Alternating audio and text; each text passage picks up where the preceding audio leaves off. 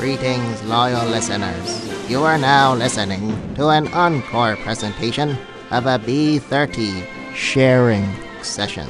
So please stand by as the previously recorded podcast will begin shortly. Thank you once again for choosing B30 for your listening pleasure. Okay, I'm sorry, I can't contain my excitability for this session's topic because there's a trend growing within the American Christian church where attendees are mixing worship and craft beer. So what I get from that kind of news is you have these churches who somehow manage to microbrew their own beer, and God knows where they do it, how they do it, but then they would get this microbrew beer and then serve and distribute it for free to those who are willing to check out their church's worship service. Well, honestly, I don't know the details of it. It's just when I came across this news online in an article, they had me at beer and worship. There's links provided, so feel free to read up on the details. But I'm pretty sure that what this church is trying to do is provide free beer. I'm pretty sure it's free. Because, if it's not, they'll probably need, a liquor license.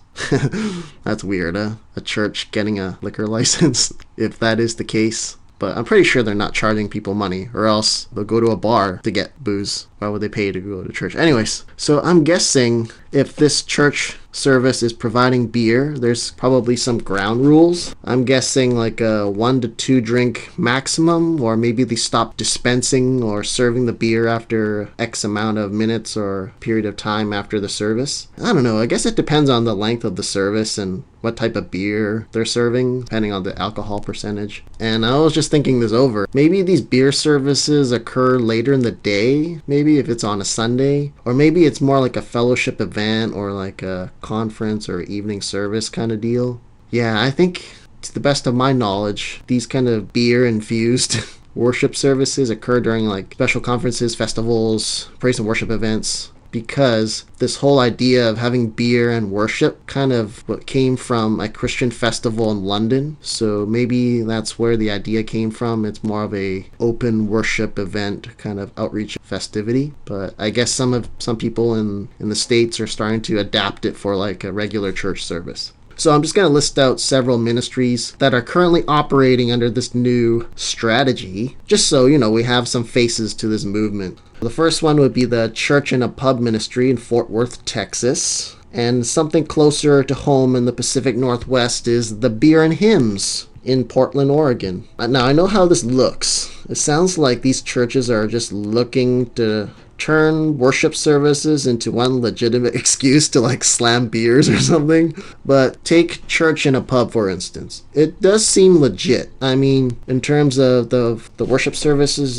format, the rundown, it's pretty standard. It comes with a sermon, you get like communion, and get this, it's been authorized by a synod. If my Christian history terminology serves me right, a synod is basically like a well-represented council of like clergymen and elders and leadership roles like priests or whatever. So basically a fancy schmancy group of brain trust church leaders have officially kind of authorized them and named them a worshiping community. More specifically, the Evangelical Lutheran Churches Regional Council, to be more exact. So this Church in a Pub thing in Fort Worth, Texas, it's more of a Lutheran heritage background. For those who've listened to past B30 sessions, I've talked about how Luther likes his beer. Anyways, the pastor who's at Fort Worth, Texas, who's leading the Church in a Pub ministry, goes by the name of Phil Hines, and he states, and I quote, "I think the institutional church now is getting on board because there's a lot of anxiety, frankly, about the church's decline, and they're trying to think outside of that institutional box." End quote. Interesting. Numbers are down, we gotta think outside the box, so we're gonna use beer. I have no problem with that, personally. Hines further adds, quote, "I'm not interested, frankly, in making more church members. I'm interested in having people have significant relationships around Jesus. And if it turns out to be craft beer, parentheses, as the tool of choice for evangelistic purposes, close parentheses, then fine," end quote. Now, I would just like to say for the record, I love this idea. I mean, just hearing it, I want to go to Portland right now or Fort Worth, Texas too. Maybe attend a service or two or 6 or 10. And I'm going to try to eventually, get voted in as a deacon. I kind of want to be in charge of the beer ministry. Oh, can you imagine how their offering envelopes will be labeled? It's like General Building Fund, Missions Fund, Beer Fund. Yes, tick me down for Beer Fund. I will tithe to the Beer Fund. Oh, and I can only imagine what the underage young adult or teen attendees or members will be like begging to stay for the adult service or something. But seriously though, deep down inside, even though I love the idea, as much as I don't want to admit it, I do have some concerns with mixing beer and worship services. For one, it's kind of troubling to think if you need beer to attract your pre-existing believers who have probably lost interest in the church and you want them to come back, and you need to use beer to do that instead of purity and goodness of the gospel itself, then I think that church's leadership needs to address some very deep-seated spiritual issues. It's like you're using beer as a band-aid to cover up like a wound that needs stitches. Like you can cover things up and you can't see it, but that wound is still gaping wide and bleeding out, so you're not attacking the problem at the source. There's some deep issues, man. And 2, I'm not sure if beer is the way to go when it comes to outreaching newcomers. Say beer ministry has a 2-pronged attack. We want to make people who used to come back, and 2, we want to attract new people. So we want retention and we want growth. So I'm saying using beer for retention isn't good. That just compromises the gospel message. 2, if you're using beer on the 2nd-prong attack of trying to increase numerical growth, there's some... Look, I understand the marketing strategy to attract newcomers. It's kind of like, come for the beer, stay for the meaningful relationships. We're cool kind of vibe. Beer here is kind of like the spiritual training wheels. So eventually you want to take them off in the sense that at first you attract them with beer, and then over time the ideal situation is to wean them off the beer, kind of like an infant weaning off breast milk. Very subtly, very gradually you start taking out the events that include beer. But some potential complications I see with that approach is, once you take the beer away, the people are going to stop coming because it's the beer that's fundamentally attracting the people. So say you get a good turnout from all the beer outreach events and you'll be like, all right, let's enter phase 2. Let's start strategically phasing out the beer during the services and programs. But, people aren't stupid. They'll smarten up. So they'll be looking at your church or fellowship schedule and they'll just start selecting the events that still serve beer. So it's kind of like, scroll down the list, Bible study, asterisk, no beer included. Nope, skip that. And then you go down the list, praise and worship, asterisk, beer included. Here we go. And then you start like seeing like a dip in numbers and increase in numbers, like a roller coaster. What I'm trying to say is, I guess the beer ministry direction does seem novel and may kind of turn some heads initially, but it just doesn't show any signs of long-term sustainability. Like, not to be a pessimist, I feel like the free beer angle will someday get played out. Like, over time, people are so entitled, like the newcomers who came for the beer, they'll be so entitled, they'll probably be like, oh, we want like a higher drink limit, and like, oh, do you guys have like another beer flavor? And honestly, this can spiral down to be like, it is no longer about Christ, and church has become this kind of social club. I was just thinking this over the other day. It's just fascinating what the church will think of next 10, 20 years from now, because they're trying to think, certain ministries are starting to think outside of the quote-unquote institutional box. I'm thinking 20, 30 years from now, who knows, maybe like crystal and like bath salts will be legal in some parts of the world. And then the church would be like, crystal and church, or bath salts in church ministry. Oh, I know, it's a really silly, slippery slope argument. It's completely fallacious, but it's just funny how I laugh now, but that could be a possibility. You never know what government health will legalize in the future. So who knows? Mark my words. Bath salts and meth will be the new outreaching tool.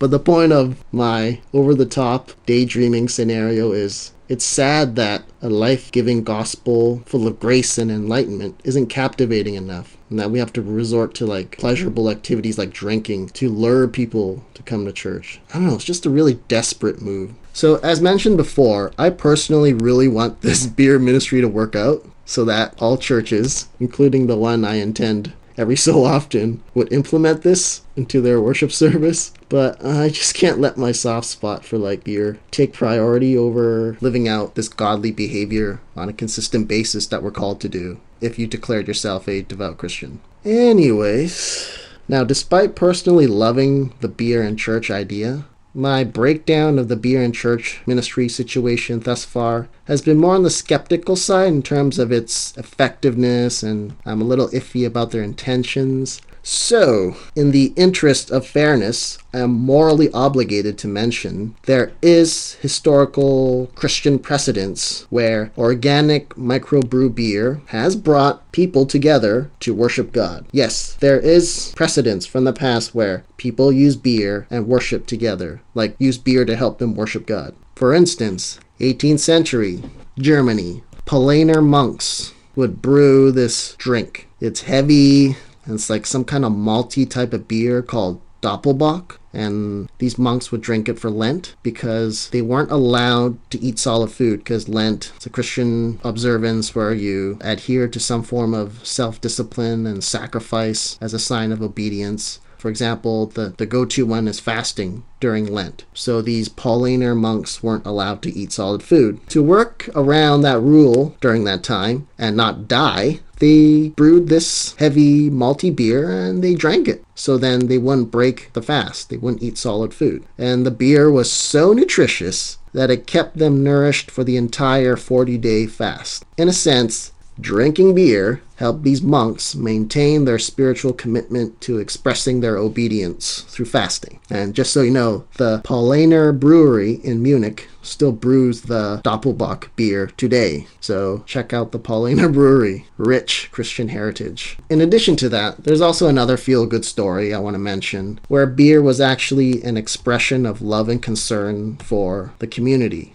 And that example would be Arthur Guinness, creator of Guinness beer, aka one of my top 3 favorite drinks, the Irish Car Bomb. Anyways, Arthur Guinness was a devout Christian growing up in the 18th century when people got drunk all the time. It was a rampant thing. And the beverage of choice, any kind of distilled hard liquor, so stuff in the 40s or 30s or even 60 percentile kind of alcoholic content. And it's kind of interesting how the social perception of beer has changed over time. I mean, back in the 18th century, brewing beer was safer and it was a well-respected profession. So Arthur Guinness looked around his neighborhood. People were drinking hard stuff all the time. They're drunk and violent, probably, and puking all over the place, and it's gross. He decided to take a page out of the monk playbook during the monastic and Middle Age periods, and he's like, you know what? I'm going to brew beer full time so that people in my community will have a less potent alternative to hard liquor, and also a less potent alternative to unclean drinking water as well. So maybe these 21st century beer and church ministries like Church in a Pub or Beer and Hymns, maybe they're genuinely trying to revive the noble intentions of our Christian predecessors in some way or form. However, at the end of the day, you can't go wrong with the time-tested game plan of come for Christ and stay for his church. I think it's safe to stick with that slogan than this new come for beer but stay in the church kind of strategy. So what do you think? Okay for beer during worship service to attract newcomers, retain old members? Yes or no? That is the question I will leave with you. All right. Good job, loyal learners. Drink it in. This session's content, I meant. Thanks for listening, and goodbye.